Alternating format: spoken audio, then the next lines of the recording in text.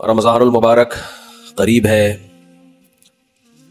ارادہ کیا تھا کہ رمضان سے پہلے کے جو کام ہیں ان پر کچھ روشنی ڈالی جائے تاکہ رمضان آنے سے پہلے رمضان کی تیاری ہو جائے. کام سے پہلے کام کی تیاری ہوتی ہے. جب کوئی بہت اہم مہمان آنے والا ہوتا ہے تو اس کے آنے سے پہلے انتظام کیا جاتا ہے. اسے کہاں بٹھانا ہے, کہاں سلانا ہے, کہاں نہلانا ہے, واش روم کہاں ہے, کھلانا کیا ہے, کس طرح سے اس کو پروٹوکول دینا ہے. آنے کے بعد نہیں ہوتا یہ کام. تو رمضان آنے سے پہلے اگر ہم اس کی تیاری کر لیں گے تو اس مہمان کی انشاءاللہ قدر ہوگی, اور عزت دار انسان کو اگر عزت دی جائے تو وہ اس کا بدلہ ضرور دیتا ہے. دو قسم کے لوگ ہوتے ہیں نا, ایک احسان فراموش ہوتے ہیں اور ایک وہ ہوتے ہیں جو تھوڑے سے احسان کا بدلہ بھی بہت زیادہ دیتے ہیں. احسان فراموش, آپ احسان کرتے رہیں تو ان کی صحت پہ کوئی فرق نہیں پڑتا.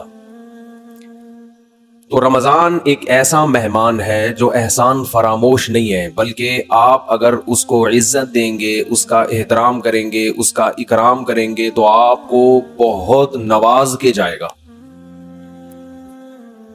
آپ اگر بعض مہمان ہے نا سادہ چائے پلائیں گے تو وہ آپ کو دودھ پتی پلائے گا.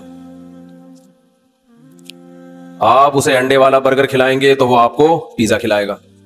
کچھ مہمان ایسے ہوتے ہیں. آپ اگر اسے بغیر بوٹی کی بریانی کھلائیں گے تو وہ آپ کو گوشت والی بریانی کھلائے گا. تو رمضان ایک ایسا مہمان ہے جو تھوڑا سا اکرام کرنے پر بھی آپ کو بہت زیادہ نوازتا ہے, تھوڑا نہیں نوازتا. لیکن رمضان کی جو نوازشیں ہیں, رمضان کے جو تحفے ہیں, جو رمضان آپ کو گفٹ دے گا اگر آپ اس کو عزت دیں گے تو وہ اس کا گفٹ ہونا ان لوگوں کی سمجھ میں آتا ہے جن کا آخرت پر ایمان ہو. جو آخرت کو نہیں مانتے, دنیا کو مسافر خانہ نہیں سمجھتے, انہیں رمضان جو کچھ دے کر جاتا ہے, جو گفٹ دے کر جاتا ہے, اس گفٹ کی ان کی نظر میں قدر نہیں ہوتی. سمجھ میں آ رہی ہے بات؟ مثال سے سمجھاتا ہوں. چھوٹے بچے جب پیدا ہوتے ہیں اور فیملی پلاننگ والوں کے غم میں اضافہ ہوتا ہے تو اکثر رشتہ دار بچوں کو لفافوں میں پیسے دے رہے ہوتے ہیں. کچھ کھلونے دے دیتے ہیں, جھنجھنا پکڑا دیا تو بچے کو جھنجھنا اچھا لگتا ہے. لیکن اگر کسی رشتہ دار نے 5,000 کا نوٹ بچے کو پکڑا دیا وہ بچے کو وہ سمجھ میں نہیں آتا, حالانکہ وہ جھنجھنے سے زیادہ مہنگا ہے اور اس میں ہزاروں جھنجھنے آ سکتے ہیں. لیکن بچہ اپنی حماقت اور بے وقوفی کی بنیاد پر 1-2 روپے والی ٹافی کو تو قدر کی نظر سے دیکھتا ہے, وہ 5,000 کے نوٹوں کو قدر کی نظر سے, وہی بات جواب آنا چاہیے نا, وہ 5,000 کے نوٹوں کو قدر کی نظر سے نہیں دیکھتا. کہتے ہی تو ایسا ہی ہے, کھائے گا اس کو. تو اس میں اس 5,000 کے, ابھی تک تو 5,000 کا نوٹ ہے, میرا خیال ہے 50,000 کا نوٹ بھی عنقریب آنے والا ہے. جس حساب سے معیشت ڈاؤن ہو رہی ہے تو 50,000 کا نوٹ بھی عنقریب آ جائے گا. بلکہ تول کے نوٹ بکیں گے, 1 کلو 5,000 کے نوٹ چاہیے مجھے, اس طرح سے سیٹ اپ چلنے والا ہے. تو اب بچے کے دل میں جو 5,000 کے نوٹ کی قدر نہیں ہے, اس میں 5,000 کے نوٹ کا قصور ہے یا بچے کا قصور ہے؟ بچے کا قصور ہے. بھائی یہ 5,000 کے نوٹ میں ٹافیوں کے ڈبوں کے ڈبے آ سکتے ہیں. تو رمضان آپ کو کیا گفٹ دے کر جاتا ہے, اس گفٹ کی قدر ان لوگوں کی نظر میں ہے جو اس دنیا کو حقیقی زندگی نہیں سمجھتے. جو اس کو اصل سمجھتے ان کی نظر میں رمضان ٹینشن کے علاوہ کچھ بھی نہیں ہے, خام خواہ کی ٹینشن ہے. کیونکہ وہ کہتے ہیں رمضان مولویوں کا مہینہ ہے. کس کا ہے؟ مولویوں. سیزن آتے ہیں نا, یہ مولویوں کا ہے. تو میں یہ عرض کر رہا تھا کہ رمضان کس کا مہینہ کہلاتا ہے؟ مولاناؤں کا مہینہ. حالانکہ یہ مولویوں کا مہینہ نہیں ہے، یہ مسلمانوں کا مہینہ ہے، ان لوگوں کا مہینہ ہے جو آخرت پر ایمان رکھتے ہیں، اور جن کا آخرت پر ایمان نہیں ہے ان کے لیے رمضان A to Z tension he tension ہے، ٹینشن ہی ٹینشن ہے۔ وہ نہ کھلے عام صحیح طرح سے کھا سکتے ہیں، تھوڑی سی بغیرتی کے تانے پڑتے ہیں۔ 10 آدمی اگر خاموشی سے گزر جائیں گے تو 11واں بولتا ہوا جائے گا کہ شرم نہیں آتی تمہیں، کیا کر رہے ہو، اور بولنا چاہیے۔ تو میں یہ عرض کر رہا تھا کہ یہ جو رمضان ہے نا، اگر آپ اس کا اکرام کریں گے تو یہ آپ کو بہترین گفٹ دے گا۔ اب میں بتاتا ہوں وہ گفٹ کیا دے گا آپ کو۔ وہ گفٹ دے گا اللہ کی محبت، آپ کے دل میں اللہ کی محبت کی چنگاری پیدا کر دے گا۔ یہ دیکھو، انسان کو جو موٹیویشن ملتی ہے نا کسی بھی عمل کی، وہ یا تو کسی لالچ کی وجہ سے ملتی ہے یا کسی خوف کی وجہ سے۔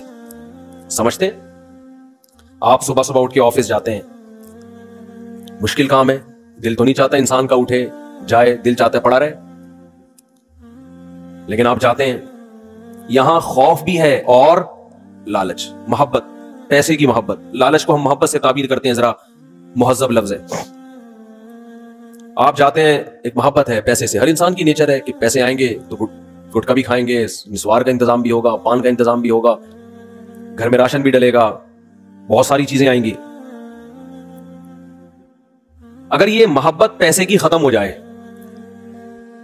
تو آپ کو عمل پہ موٹیویشن نہیں ملے گی۔ بعض دفعہ خوف ہوتا ہے انسان کے دل میں۔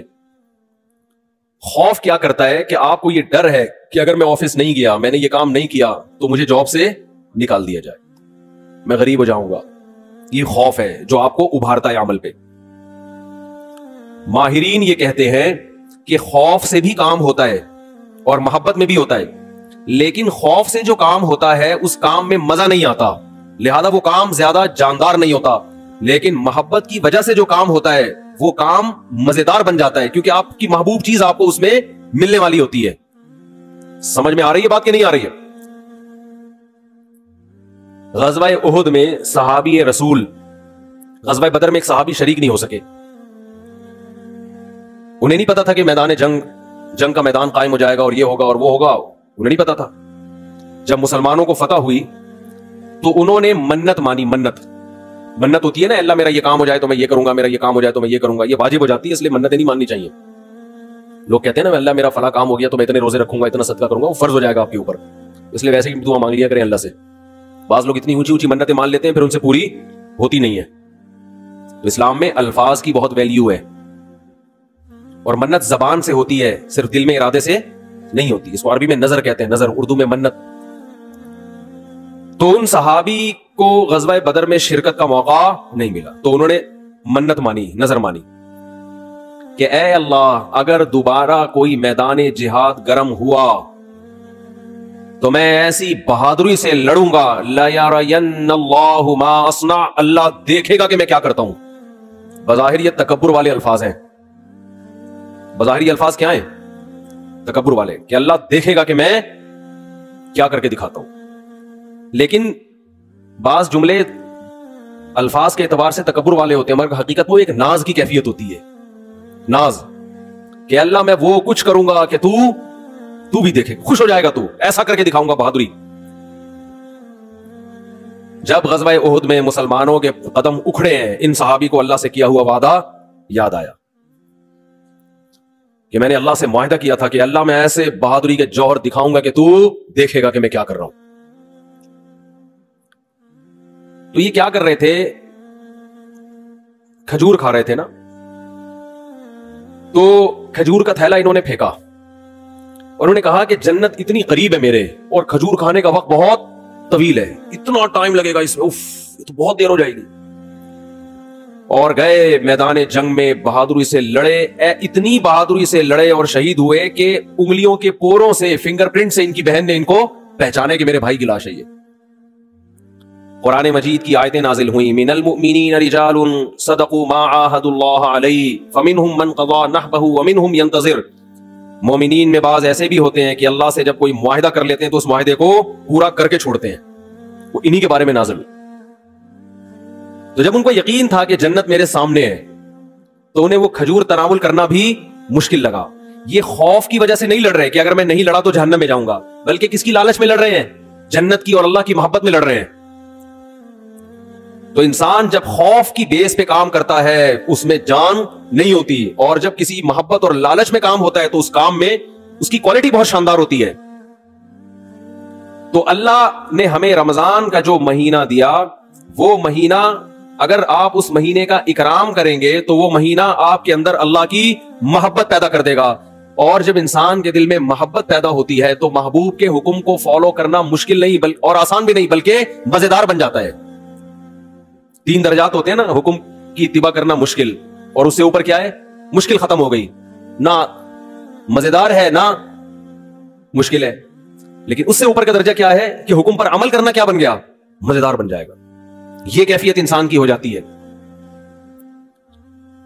تو اگر آپ رمضان کا حقیقی معنوں میں اکرام کریں گے تو رمضان آپ کو اللہ کی محبت کا گفٹ دے کے جائے گا.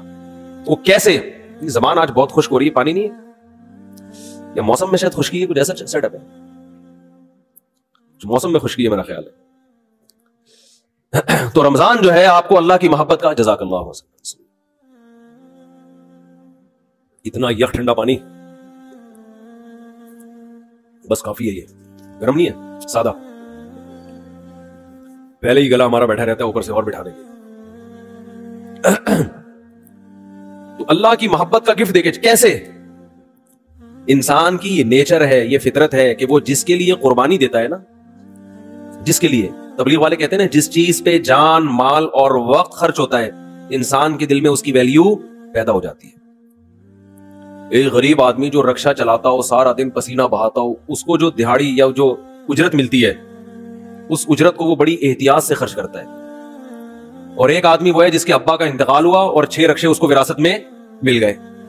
ایسا بھی ہوتا ہے نا، وہ ان رکشوں کی ایسی کی تیسی، باپ کا مال سمجھ کے لوگ کہتے ہیں نا اڑا رہا ہے، خود تو محنت کی نہیں، ابا سے وراثت میں ملا ہے، اڑا دیتا ہے انسان. تو ہمیں جو ایمان کی نعمت ملی ہے یہ وراثت میں ملی ہے، اس میں ہمارا خون پسینہ، بولو نا کیا ہو گیا، نہیں بہا. ابا چونکہ مسلمان تھے، اماں مسلمان تھیں، اس وجہ سے ہم بھی کیا ہو گئے. تو ایک پسینہ نہیں بہا ہمارا، خون کا ایک قطرہ نہیں بہا، تو فری پھوکڑ میں ہمیں کیا مل گیا؟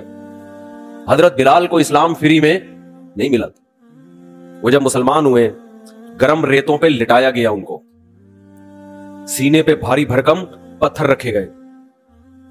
کیا اللہ نے کچھ لوگ کیسے خاندانی بنائے، وہ نظریات کو فالو کرتے ہیں، وہ کلچر کو فالو نہیں کرتے. حضرت بلال کو کیا مل رہا تھا؟ اس میں اچھی والی زندگی گزر رہی تھی، غلام تھے وہ، تو حبشی لوگ غلام ہی ہوا کرتے تھے عربوں کے. کھانا پینا مل رہا تھا، ایک ٹینشن. تو بڑے بڑے پتھر سینے پہ رکھے جا رہے ہیں، گرم ریت پہ لٹایا جا رہا ہے، مگر نعرہ لگا رہے ہیں احد احد، خدا کیا ہے؟ ایک ہے، میں نہیں مانوں. کیسے ویژنری، کیسے نظریاتی. خباب ابن ارت رضی اللہ تعالی عنہ رسول اللہ صلی اللہ علیہ وسلم کے پاس آئے مکہ میں، وہو متوسد ببرد لہ او کما قال، کہ آپ صلی اللہ علیہ وسلم کی چادر تھی، اس سے آپ صلی اللہ علیہ وسلم کوہنی پہ سر رکھ کے لیٹے ہوئے تھے. لوگ کہتے ہیں مسجد میں سونا منع ہے، ایسی ہمارے علم میں کوئی حدیث نہیں ہے. مسجد میں سونا جائز ہے، البتہ مسجد کو سرائے بنا لینا سونے کی جگہ، سارا محلے کو جہاں جگہ نہیں مل رہی تو کہاں کے سو رہا ہے مسجد میں، یہ غلط ہے. نماز کے لیے آئیں مسجد میں آپ، اور اگر کوئی آیا نماز کے لیے سستانے کے لیے ذرا لیٹ بھی جائے تو اللہ کی طرف سے کوئی پابندی نہیں. آئیں نماز کے لیے. ہاں یہ نہ ہو کہ سرائے بنا لیا جائے، مسجد کو ہوٹل بنا لیا جائے کہ جس کو جگہ نہیں مل رہی، گھر میں بیوی سے پٹا ہوا ہے، سارے محلے والے یہاں آ جائیں. لیکن بذات خود جائز ہے مسجد میں سونا. اور اگر اکا دکا کبھی کوئی مسجد میں آ بھی جائے صرف سونے کے لیے تو بھی کوئی ناجائز نہیں ہے. ناجائز اس وقت ہوگا جب اس کو عام معمول لوگ بنا لے. حضرت علی رضی اللہ تعالی عنہ کی کچھ ناراضی ہوئی حضرت فاطمہ سے، میاں بیوی میں ہوتی ہے. تو آپ صلی اللہ علیہ وسلم جب گھر گئے، حضرت فاطمہ سے ملے، پتا چلا بھائی کچھ ناراضی ہوئی ہے، اور حضرت علی مسجد چلے گئے. تو وہاں حضرت علی مٹی میں لیٹے ہوئے تھے، آرام کر رہے تھے. اسی پہ آپ صلی اللہ علیہ وسلم نے فرمایا ابا تراب، اے مٹی والے. تو اسی کے بعد حضرت علی اپنی کنیت کیا کہتے تھے؟ ابو تراب. تو اس سے پتا چلتا ہے کہ اگر کوئی مسجد میں آگے لیٹ جائے تو اللہ کی طرف سے کوئی پابندی نہیں ہے. لیکن یہ ضرور ہے کہ لوگ اس کو سنو کہ سارے محلے والے لیٹے ہوئے، یا لیٹنے کی جگہ ہی بنا لی. کبھی کبھار ہو جاتا ہے انسان سے. مسجد والے بعض دفعہ بہت سختی کرتے ہیں. اب سفر میں جب ہم چلتے ہیں, نمازیں پڑھتے ہیں, سفر کے دوران بعض دفعہ انسان 2 رکعت پڑھی ظہر کی, تھوڑا سستانے کے لیے لیٹ گیا تو وہ ڈنڈا لے کے کھڑا ہوا ہوتا ہے نکل یہاں سے, پھر گالیاں بھی دے رہے ہوتے ہیں. وہی واقعہ پھر یاد آتا ہے مجھے, ایک آدمی کی بھینس مسجد میں آ گئی تو مولوی صاحب پکڑ کے ڈنڈے سے مارنے لگے. تو دیہاتی جس کی بھینس تھی وہ بھاگتا ہوا آیا, کہہ رہا مولوی صاحب بے زبان جانور ہے, اس کو مار رہے ہو, کبھی مجھے دیکھا آپ نے مسجد میں؟ یہ تو بے عقل بے زبان ہے, غلطی سے مسجد میں آ گیا, اس کو کیوں مار رہے ہو؟ میں آؤں عقل مند ہوں, مجھے مارو تو سمجھ میں بھی آتا ہے, اس بیچارے کو کیوں مارو, اس کا کیا قصور ہے؟ تو ایسا مسجدوں کا ماحول بنا لیا کہ کوئی آئے نہیں مسجد میں, تو اتنی سختی نہ کریں.